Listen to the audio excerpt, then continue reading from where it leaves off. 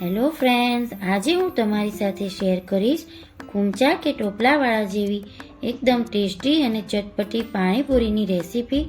સૌથી પહેલાં 1/4 કપ જેટલા ગરમ પાણીમાં આંબલીને પલાળી દઈશું।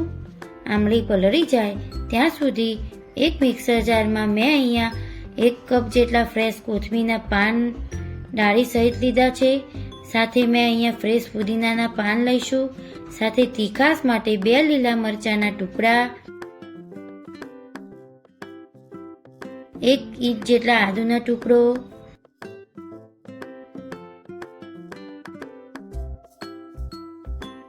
સ્વાદ મુજબ મીઠું,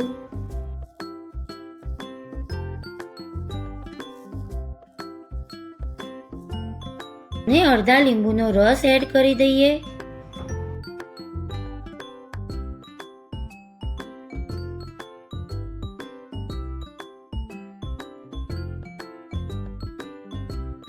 સાથે બરફના ટુકડા એડ કરી દઈએ જેથી પાણી કાળું ન પડે અને ગ્રીન કલર જળવાઈ રહે। અને હવે પેસ્ટ બનાવી લઈએ। તો બધું વસ્તુને ગ્રાઇન્ડ કરી લીધી છે અને આ રીતે થીક પેસ્ટ તૈયાર થઈ ગઈ છે।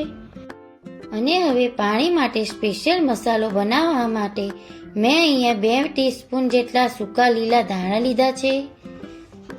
સાથે 1 ટીસ્પૂન જીરું લીધું છે।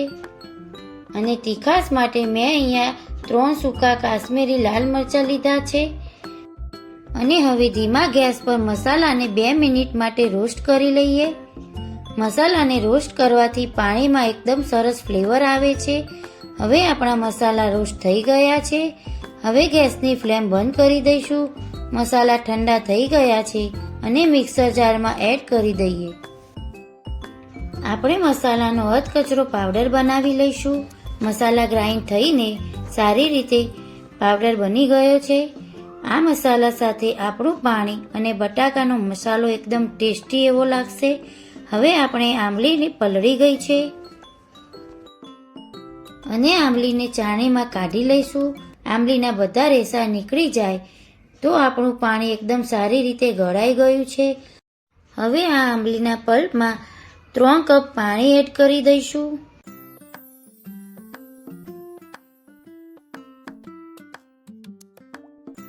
અને આ પાણીમાં ગ્રાઇન્ડ કરેલી ફુદીના અને કોથમીરની પેસ્ટને એડ કરી દઈએ।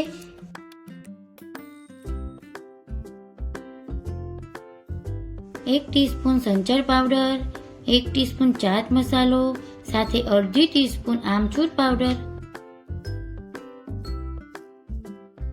સ્વાદ પ્રમાણે મીઠું, અડધા લીંબુનો રસ એડ કરી દઈએ। સાથે આપણે ચટપટો મસાલો બનાવ્યો હતો એ 2 ટીસ્પૂન એડ કરી દઈએ।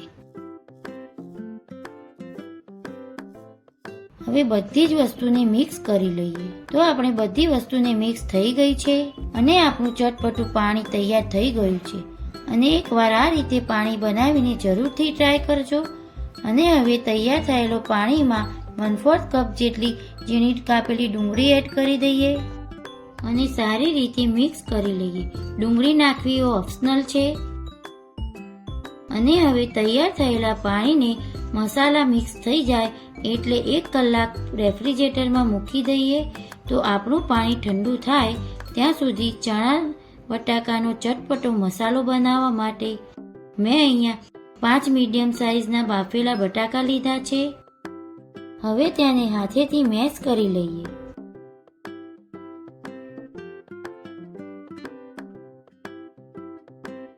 હવે તેમાં 1 કપ જેટલા બાફેલા કાળા ચણા એડ કરી દઈએ।